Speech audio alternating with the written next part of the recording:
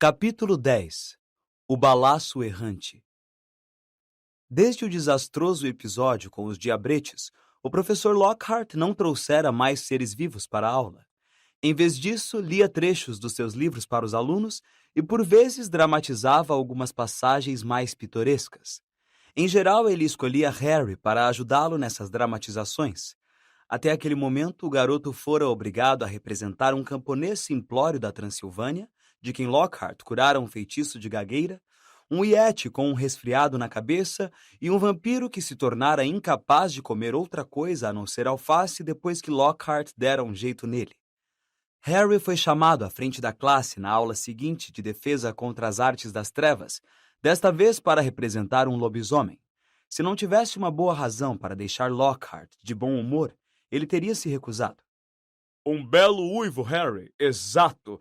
Então, queiram acreditar, eu saltei sobre ele assim, joguei-o contra a porta assim, consegui contê-lo com uma das mãos, com a outra apontei a varinha para o pescoço dele e então reuni toda a força que me restava e lancei o feitiço homorfo. Muitíssimo complicado. E ele soltou um gemido de dar pena. Vamos, Harry, mais alto. Bom, o pelo dele desapareceu, as presas encurtaram e ele voltou a virar homem. Simples, mas eficiente, e mais uma aldeia que se lembrará de mim para sempre como o herói que o salvou do terror mensal dos ataques de lobisomem. A sineta tocou e Lockhart ficou em pé. Deveres de casa: compor um poema sobre a minha vitória sobre o lobisomem de Wagga Wagga. Exemplares autografados de meu eu mágico para o autor do melhor trabalho. Os alunos começaram a sair. Harry voltou ao fundo da sala, onde Rony e Hermione esperavam. Prontos? Murmurou Harry. Espere até todos saírem, Pediu Hermione, nervosa. certo. Ela se aproximou da mesa de Lockhart, um papelzinho seguro firmemente na mão, Harry e Rony logo atrás. Professor Lockhart, Gaguejou Hermione. eu queria retirar este livro da biblioteca só para ter uma ideia geral do assunto. Ela estendeu o papelzinho, a mão ligeiramente trêmula. Mas o problema é que ele é guardado na seção reservada da biblioteca, então preciso que um professor autorize. Tenho certeza de que o livro me ajudaria a entender o que o senhor diz em Como se divertir com vampiros sobre os venenos de ação retardada. Ah, como se divertir com vampiros! Exclamou Lockhart, apanhando o papelzinho de Hermione e lhe dando um grande sorriso. Possivelmente é o livro de que mais gosto. Você gostou? Gostei. Disse Hermione depressa. Muito esperto o modo com que o senhor apanhou aquele último com o coador de chá. Bem, tenho certeza de que ninguém vai se importar que eu dê a melhor aluna do ano uma ajudinha extra. Disse Lockhart calorosamente e puxou uma enorme pena de pavão. Bonita, não é? Disse ele, interpretando mal a expressão de indignação no rosto de Rony. Em geral, eu a uso para autografar livros. Ele rabiscou uma enorme assinatura cheia de floreios no papel e devolveu-o a Hermione. Então, Harry, Disse Lockhart, enquanto Hermione dobrava o papel com dedos nervosos e o guardava na mochila. creio que amanhã é a primeira partida de quadribol da temporada. Grifinória contra Sonserina, não é? Ouvi dizer que você é um jogador muito útil. Eu também fui apanhador. Convidaram-me para tentar a seleção nacional, mas preferi dedicar minha vida à erradicação das forças das trevas. Ainda assim, se algum dia você achar que precisa de um treino pessoal, não hesite em me pedir. Fico sempre feliz de passar a minha experiência a jogadores menos capazes. Harry fez um barulhinho discreto na garganta e saiu correndo atrás de Rony e Hermione. Eu não acredito, disse ele quando os três examinaram a assinatura no papel. Ele nem olhou o nome do livro que queríamos. É porque ele é um panaca desmiolado, Disse Rony. mas quem se importa, temos o que precisávamos. Ele não é um panaca desmiolado. Disse Hermione em voz alta quando se dirigiam quase correndo à biblioteca. Só porque ele disse que você é a melhor aluna do ano. Eles baixaram a voz ao entrar na quietude abafada da biblioteca. Madame Pince, a bibliotecária, era uma mulher magra e irritável que parecia um urubu subnutrido. Possois muito potentes? Repetiu ela desconfiada, tentando tirar a autorização da mão de Hermione. Mas a garota não deixou. Eu pensei que talvez pudesse guardar a autorização. Disse Hermione ofegante. Ah, qual é? Protestou Rony, arrancando a autorização da mão dela e entregando-a a Madame Pince. Nós lhe arranjamos outro autógrafo. Lockhart assina qualquer coisa que fique parada tempo suficiente. Madame Pince ergueu o papel contra a luz, como se estivesse decidida a descobrir uma falsificação, mas a autorização passou no teste. Ela desapareceu silenciosamente entre as estantes altas e voltou vários minutos depois, trazendo um livro grande de aparência mofada. Hermione guardou-o cuidadosamente na mochila e os três foram embora, procurando não andar demasiado rápido nem parecer muito culpados. 5 minutos depois, estavam barricados mais uma vez no banheiro interditado da Murta que Geme. Hermione tinha vencido as objeções de Rony, lembrando que seria o último lugar em que alguém sensato iria, e com isso garantiram alguma privacidade. Murta que Geme chorava alto no seu boxe, mas eles não lhe prestavam atenção, nem a fantasma aos garotos. Hermione abriu poções muito potentes com cuidado, e os três se debruçaram sobre as páginas manchadas de umidade. Era claro, ao primeiro olhar, a razão por que o livro pertencia à seção reservada. Algumas das poções produziam efeitos medonhos demais só de se imaginar, e havia algumas ilustrações muito impressionantes, que incluíam um homem que parecia ter virado do avesso e uma bruxa com vários pares de braços que saíam da cabeça. Aqui! Exclamou excitada ao encontrar a página intitulada A Poção Polissuco. Estava decorada com desenhos de pessoas a meio caminho de se transformarem em outras. Harry sinceramente desejou que as expressões de dor intensa em seus rostos fossem imaginação do artista. Esta é a poção mais complicada que já vi, disse Hermione quando examinavam a receita. Emeróbios, sanguessugas, discurainia e sanguinária, murmurou ela, correndo o dedo pela lista de ingredientes. Bem, esses são bem fáceis, estão no armário dos alunos, podemos tirar o que precisarmos. E olhem só isso. Pó de chifre de bicórnio, não sei onde vamos arranjar isso. Pele de araramboia picada, essa vai ser uma fria também. E, é claro, um pedacinho da pessoa em quem quisermos nos transformar. Dá para repetir isso? Pediu Rony ríspido. Que é que você quer dizer com um pedacinho da pessoa em quem quisermos nos transformar? Não vou tomar nada que tenha unhas do pé de Crabbe dentro. Hermione continuou como se não tivesse ouvido o amigo. Ainda não temos que nos preocupar com isso, porque os pedacinhos só entram no fim. Rony virou-se sem fala para Harry, que tinha outra preocupação. Você percebe quanta coisa vamos ter que roubar, Hermione? Pele de araramboia picada decididamente não está no armário dos alunos. Que vamos fazer, assaltar o estoque particular de Snape? Não sei se é uma boa ideia. Hermione fechou o livro com força. Bem, se vocês dois vão amarelar, ótimo. Seu rosto se malhara de vermelho vivo e os olhos cintilavam mais do que o normal. Eu não quero desrespeitar o regulamento, vocês sabem muito bem. Acho que ameaçar gente que nasceu trouxa é muito mais sério do que preparar uma poção difícil. Mas se vocês não quiserem descobrir se é o Draco, eu vou direto a Madame Pince agora mesmo e devolvo o livro. E eu nunca pensei que veria o dia em que você nos convenceria a desrespeitar o regulamento, disse Rony. Muito bem, nós topamos. Mas unhas dos pés não, está bem? E quanto tempo vai levar para preparar a poção? Perguntou Harry de cara feliz quando Hermione reabriu o livro.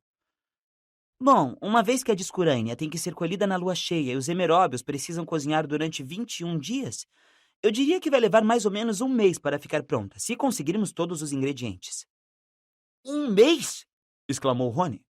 Até lá, Draco poderia atacar metade dos nascidos trouxas na escola. Mas os olhos de Hermione tornaram a se estreitar perigosamente e ela acrescentou depressa.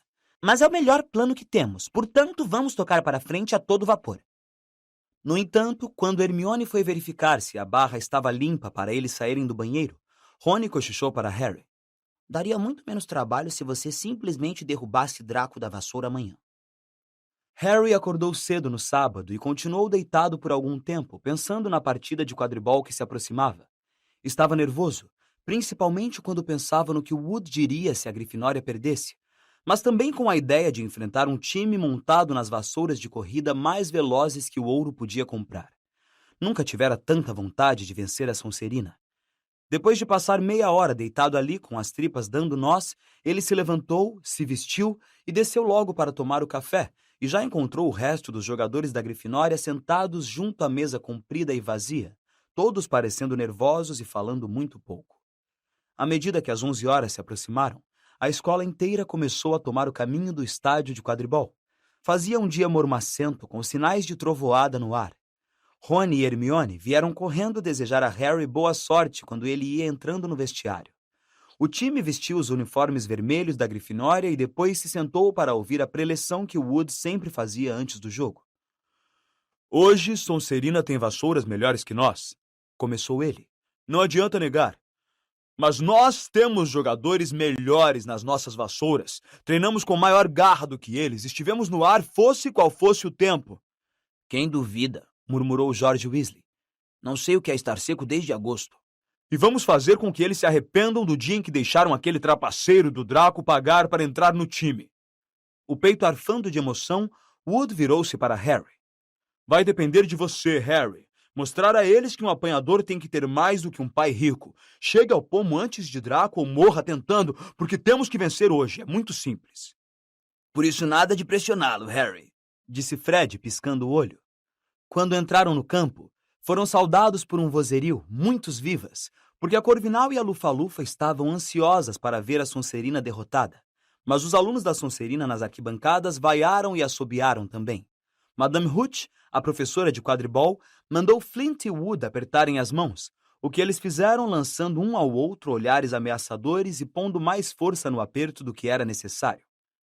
Quando eu apitar, disse Madame Hooch. 3, 2, 1... Com um rugido de incentivo das arquibancadas, os 14 jogadores subiram em direção ao céu carregado. Harry foi mais alto do que qualquer outro, apertando os olhos à procura do pomo. Tudo bem aí, ô cicatriz? Berrou Draco, passando por baixo dele como se quisesse mostrar a velocidade de sua vassoura. Harry não teve tempo de responder. Naquele mesmo instante, um pesado balaço negro veio voando a toda em sua direção. Ele o evitou por tão pouco que sentiu o balaço arrepiar seus cabelos ao passar. Esse foi por um triz, Harry, disse Jorge, emparelhando com ele de bastão na mão, pronto para rebater o balaço para os lados de um jogador da Sonserina. Harry viu Jorge dar uma forte bastonada na direção de Adriano Pusset, mas o balaço mudou de rumo em pleno ar e tornou a voar direto para Harry. O garoto mergulhou depressa para evitá-lo e Jorge conseguiu atingir o balaço com força na direção de Draco. Mais uma vez, o balaço voltou como um bumerangue e disparou contra a cabeça de Harry. Harry imprimiu velocidade à vassoura e voou para o outro extremo do campo. Ouvia o assobio do balaço vindo em seu encalço. O que estava acontecendo? Os balaços nunca se concentravam em um único jogador. Sua função era tentar desmontar o maior número possível de jogadores. Fred Weasley aguardava o balaço no outro extremo.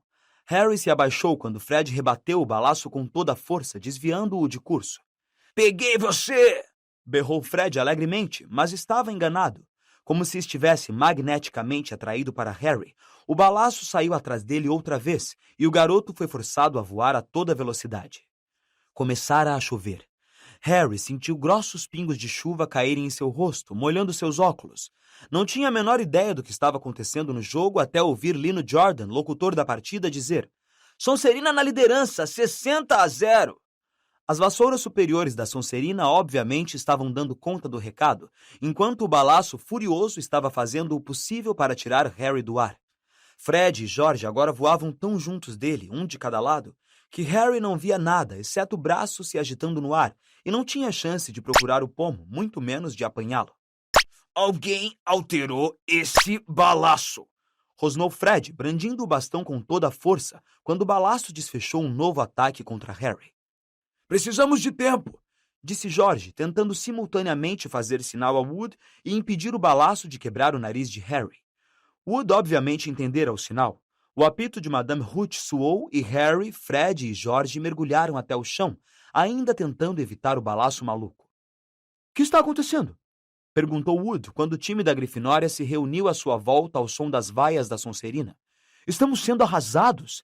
Fred, George, onde é que vocês estavam quando aquele balaço impediu Angelina de fazer gol? Estávamos 6 metros acima dela, impedindo outro balaço de matar Harry, Olívio, respondeu George, aborrecido.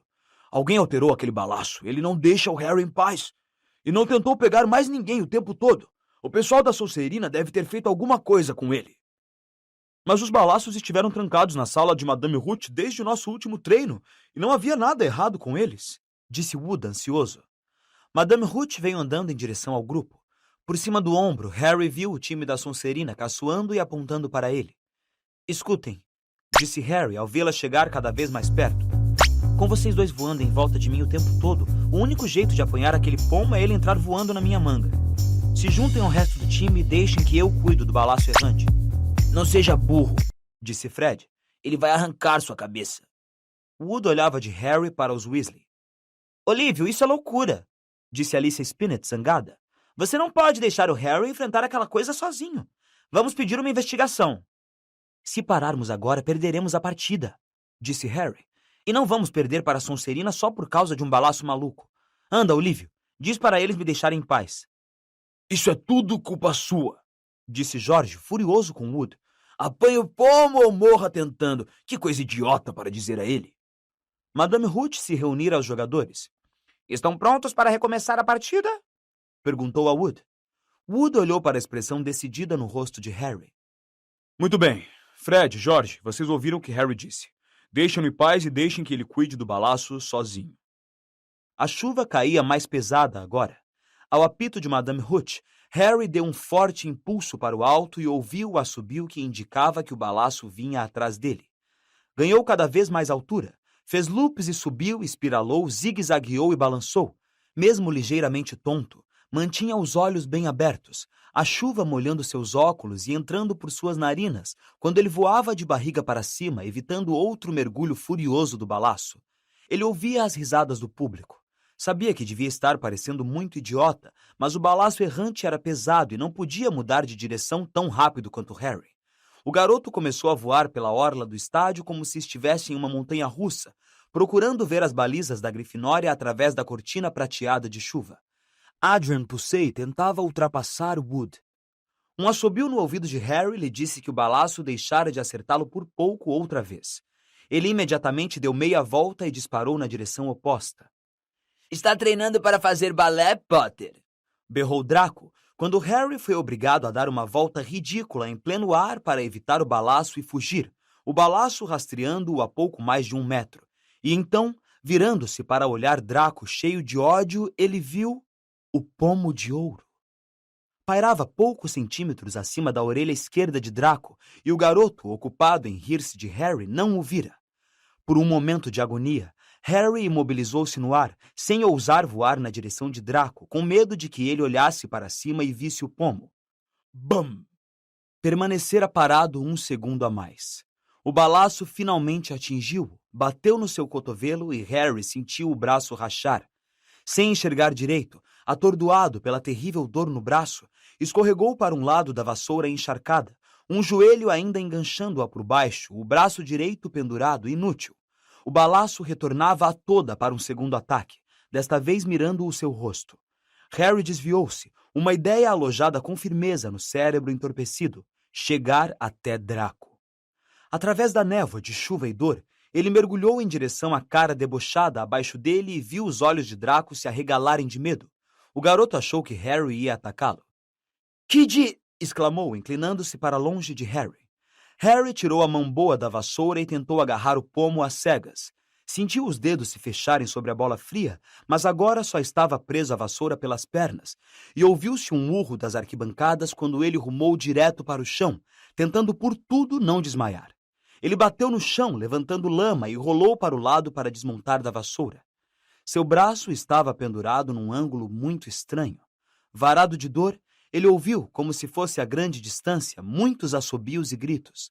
Focalizou o pomo seguro na mão boa. "Ah!" disse vagamente. "Ganhamos!" e desmaiou. Voltou a si, a chuva batendo no rosto, ainda deitado no campo, com alguém debruçado sobre ele. Viu um brilho de dentes. "Ai, o senhor não!" gemeu. "Ele não sabe o que está dizendo", falou Lockhart em voz alta para o ajuntamento de alunos da Grifinória que cercavam ansiosos os dois. "Não se preocupe, Harry. Já vou endireitar o seu braço." "Não!" exclamou Harry. "Vou ficar com ele assim, obrigado." O garoto tentou se sentar, mas a dor foi terrível. Ele ouviu um clique conhecido ali por perto. "Não quero uma foto deste momento, Colin", disse em voz alta. "Deite-se, Harry", mandou Lockhart, acalmando. "É um feitiço muito simples que já usei muitíssimas vezes." "Por que não posso simplesmente ir para a ala hospitalar?" disse Harry com os dentes cerrados. "Ele devia mesmo, professor." disse um enlameado Wood, que não pôde deixar de sorrir mesmo com o seu apanhador machucado. Grande captura, Harry. Realmente espetacular, a melhor que já fez, eu diria. Por entre a floresta de pernas à sua volta, Harry viu Fred e George Weasley lutando para enfiar o balaço errante numa caixa. A bola continuava a resistir ferozmente. Afastem-se, Pediu Lockhart, enrolando as mangas de suas vestes verde jade. Não faça isso, disse Harry com a voz fraca, mas Lockhart agitava a varinha e 1 segundo depois apontou-a diretamente para o braço de Harry. Uma sensação estranha e desagradável surgiu no ombro de Harry e se espalhou até a ponta dos dedos da mão. Era como se o braço estivesse se esvaziando. Ele nem se atreveu a verificar o que estava acontecendo. Fechara os olhos, virara o rosto para longe do braço, mas os seus piores temores se confirmaram. As pessoas em volta exclamaram e Colin Creevy começou a fotografar furiosamente. Seu braço não doía mais, e nem de longe se parecia com um braço. Ah, disse Lockhart. Às vezes isso pode acontecer, mas o importante é que os ossos não estão mais fraturados. Isto é o que se precisa ter em mente. Então, Harry, vá. Dê uma chegada na ala hospitalar. Ah, Sr. Weasley, Srta. Granger, podem acompanhá-lo? E Madame Pomfrey poderá... dar um jeito nisso. Quando Harry se levantou, sentiu-se estranhamente inclinado para um lado. Tomando fôlego, olhou para baixo, para o braço direito. O que ele viu quase o fez desmaiar de novo. Pela manga das vestes saía uma coisa que lembrava uma grossa luva de borracha cor de sua pele. Ele tentou mexer os dedos. Nada aconteceu. Lockhart não emendara os ossos de Harry. Ele os removera. Madame Pomfrey não ficou nada satisfeita. Você deveria ter vindo me procurar diretamente, dizia furiosa, erguendo a lamentável sobra do que fora meia hora antes um braço útil. Posso emendar ossos num segundo, mas fazê-los crescer outra vez? A senhora vai conseguir, não é? Perguntou Harry, desesperado. Claro que vou, mas vai ser doloroso, disse Madame Pomfrey sombriamente, atirando um pijama para Harry. Você vai ter que passar a noite. Hermione esperava do outro lado da cortina que fora fechada em torno da cama de Harry, enquanto Rony o ajudava a vestir o pijama. Levou algum tempo para enfiar na manga o braço mole e sem ossos. Como é que você consegue defender o Lockhart agora, Hermione, hein? Rony perguntou através da cortina enquanto puxava os dedos inertes de Harry pelo punho da manga. Se Harry quisesse ser desossado, ele teria pedido. Qualquer um pode se enganar, respondeu Hermione. E não está doendo mais, está, Harry? Não, disse Harry, entrando na cama. Mas também não faz mais nada. Quando ele se deitou, o braço balançou molemente. Hermione e Madame Pomfrey deram a volta à cortina. Madame Pomfrey vinha segurando um garrafão de alguma coisa rotulada Esquelece. Você vai enfrentar uma noite difícil, disse, servindo um copo grande de boca larga e fumegante e entregando-o a Harry. Fazer ossos crescerem de novo é uma coisa complicada. E tomar Esquelece também. O líquido queimou a boca e a garganta de Harry e desceu fazendo-o tossir e cuspir.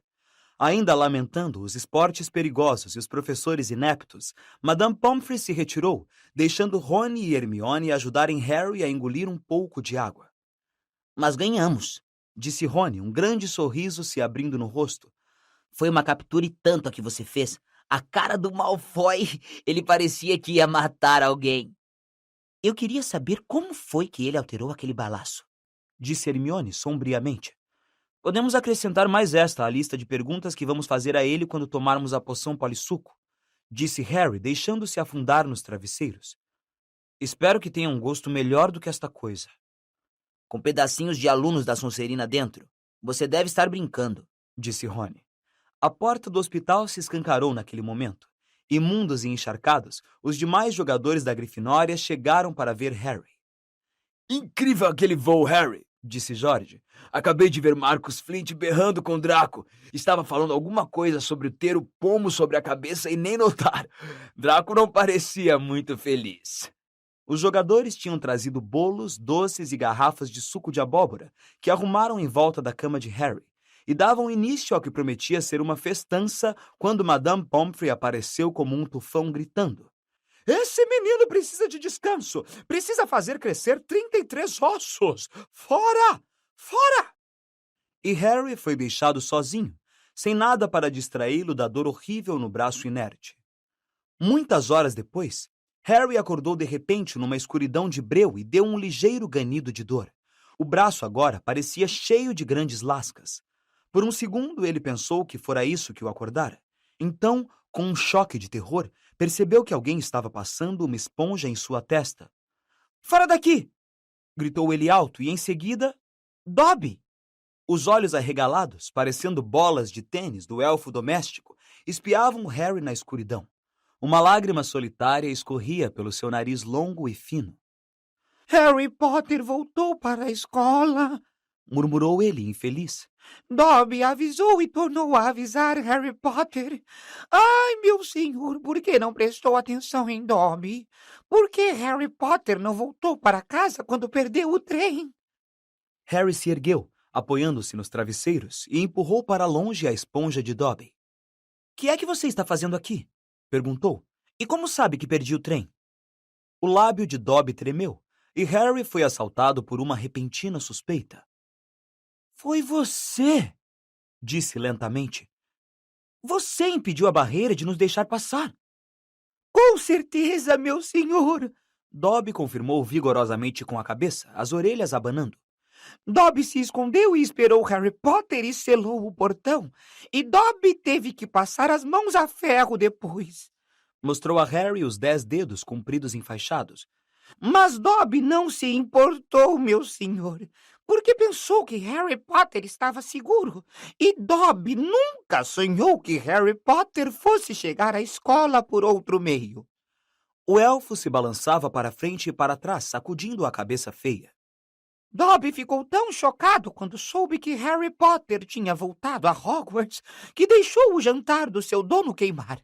Dobby nunca foi tão açoitado, meu senhor. Harry afundou de volta nos travesseiros. "Você quase fez com que Rony e eu fôssemos expulsos", disse furioso. "É melhor desaparecer antes que os meus ossos voltem, Dobby, ou eu ainda estrangulo você." Dobby deu um leve sorriso. Dobby está acostumado com ameaças de morte, meu senhor. Em casa, Dobby as recebe 5 vezes por dia. O elfo assoou o nariz numa ponta da fronha imunda que usava, parecendo tão patético que Harry sentiu a raiva se esvair contra a sua vontade. "Por que você usa isso, Dobby?" perguntou curioso. Isso, meu senhor. Disse Dobby, puxando a fronha. Isto é a marca de escravidão do elfo doméstico, meu senhor. Dobby só pode ser libertado se seus donos o presentearem com roupas, meu senhor. A família toma cuidado para não passar a Dobby nem mesmo uma meia, meu senhor, senão ele fica livre para deixar a casa para sempre. Dobby enxugou os olhos saltados e disse de repente. Harry Potter precisa ir para casa. Dobby achou que o balaço dele seria suficiente para fazer o seu balaço? Disse Harry, a raiva tornando a subir-lhe a cabeça. Que é que você quer dizer com o seu balaço? Você fez aquele balaço tentar me matar? Não matar, meu senhor, nunca matá-lo, disse Dobby, chocado. Dobby quer salvar a vida de Harry Potter. Melhor mandá-lo para casa seriamente machucado do que ficar aqui, meu senhor. Dobby só queria que Harry Potter se machucasse o bastante para ser mandado para casa. Só isso? Exclamou Harry, furioso. Suponho que você não vai me contar por que queria me mandar para casa aos pedaços. Ai, se ao menos Harry Potter soubesse, gemeu Dobby, mais lágrimas escorrendo pela fronha esfarrapada. Se ele soubesse o que significa para nós, para os humildes, para os escravizados, para nós, escória do mundo mágico. Dobby se lembra de como era quando aquele que não deve ser nomeado estava no auge dos seus poderes, meu senhor. Nós, elfos domésticos, éramos tratados como vermes, meu senhor. É claro que Dobby ainda é tratado assim, meu senhor, admitiu, enxugando o rosto na fronha. Mas, em geral, meu senhor, a vida melhorou para gente como eu desde que o senhor venceu aquele que não deve ser nomeado. Harry Potter sobreviveu. E o poder do Lorde das Trevas foi subjugado, e raiou uma nova alvorada, meu senhor, e Harry Potter brilhou como um farol de esperança para todos nós que achávamos que os dias de trevas nunca terminariam, meu senhor. E agora, em Hogwarts, coisas terríveis vão acontecer, talvez já estejam acontecendo, e Dobby não pode deixar Harry Potter ficar aqui. Agora que a história vai se repetir, agora que a Câmara Secreta foi reaberta.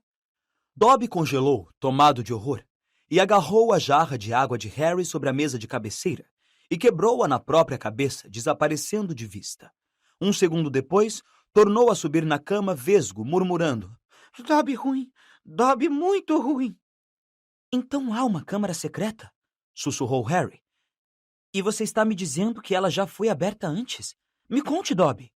Ele agarrou o elfo pelo pulso ossudo quando viu a mão dele tornar a se aproximar devagarinho da jarra de água. Mas eu não nasci trouxa. Como posso estar ameaçado pela câmara? Ai, meu senhor, não pergunte mais nada ao pobre Dobby. Gaguejou o elfo, os olhos enormes na escuridão. Feitos tenebrosos estão sendo tramados em Hogwarts, mas Harry Potter não deve estar aqui quando acontecerem. Vá para casa, Harry Potter, vá para casa. Harry Potter não deve se meter nisso, meu senhor. É perigoso demais. Quem é Dobby? Perguntou Harry, mantendo o pulso de Dobby preso para impedi-lo de bater outra vez na cabeça com o jarro de água. Quem abriu a câmara? Quem a abriu da outra vez? Dobby não pode, meu senhor, Dobby não pode, Dobby não deve falar. Guinchou o elfo. Vá para casa, Harry Potter, vá para casa. Eu não vou a lugar nenhum, respondeu Harry com ferocidade. Uma das minhas melhores amigas nasceu trouxa. Ela será a primeira da lista se a câmara realmente foi aberta. Harry Potter arrisca a própria vida pelos amigos. Gemeu Dobby numa espécie de êxtase de infelicidade. Tão nobre, tão valente, mas ele precisa se salvar. Deve, Harry Potter, não deve. Dobby de repente congelou. Suas orelhas de morcego estremeceram. Harry ouviu também. Havia ruído de passos no corredor. Dobby tem que ir, suspirou o elfo aterrorizado. Houve um estalo alto e o punho de Harry subitamente não estava segurando mais nada. Ele tornou a afundar na cama, os olhos fixos no portal escuro da ala hospitalar enquanto os passos se aproximavam. No momento seguinte, Dumbledore entrou de costas no dormitório usando uma longa camisola de lã e uma touca de dormir. Carregava uma extremidade de alguma coisa que parecia uma estátua. A professora McGonagall apareceu um segundo depois, carregando os pés. Juntos, eles depositaram a carga sobre uma cama. Chame Madame Pomfrey, sussurrou Dumbledore. E a professora McGonagall desapareceu rapidamente de vista, passando pelos pés da cama de Harry. O garoto ficou deitado muito quieto, fingindo que dormia. Ouviu vozes urgentes e então a professora McGonagall reapareceu, seguida de perto por Madame Pomfrey, que vestia um casaquinho por cima da camisola. Ele ouviu alguém inspirar com força. — Que aconteceu? Cochichou Madame Pomfrey para Dumbledore, debruçando-se sobre a estátua na cama. Mais um ataque, respondeu Dumbledore. Minerva encontrou-o na escada. Havia um cacho de uvas ao lado dele, disse a professora. Achamos que ele estava tentando chegar aqui escondido para visitar Potter. O estômago de Harry deu um tremendo salto. Lenta e cuidadosamente, ele se ergueu alguns centímetros para poder ver a estátua na cama. Um raio de luar iluminava o rosto de expressão fixa. Era Colin Creevey. Seus olhos estavam arregalados e as mãos, erguidas diante dele, segurando a máquina fotográfica. — Petrificado! Sussurrou Madame Pomfrey. — Está, respondeu a professora McGonagall. Mas estremeço de pensar. Se Alvo não estivesse descendo para tomar um chocolate quente, quem sabe o que poderia... Os três contemplaram Colin. Então, Dumbledore se curvou e tirou a máquina fotográfica das mãos rígidas do menino. Você acha que ele conseguiu bater uma foto do agressor? Perguntou a professora ansiosa.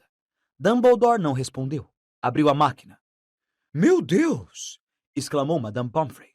Um jato de vapor saiu sibilando da máquina. Harry, a 3 camas de distância, sentiu o cheiro acre do plástico queimado. Derretidas, disse Madame Pomfrey pensativa. Todas derretidas. O que significa isto, alvo? Perguntou pressurosa a professora McGonagall. Significa que, de fato, a câmara secreta foi reaberta. Madame Pomfrey levou a mão à boca. McGonagall arregalou os olhos para Dumbledore. Mas, alvo, com certeza, quem? A pergunta não é quem, disse Dumbledore, com os olhos postos em Colin. A pergunta é como. E pelo que Harry pôde ver do rosto sombreado da professora McGonagall, ela não entendia muito mais que ele.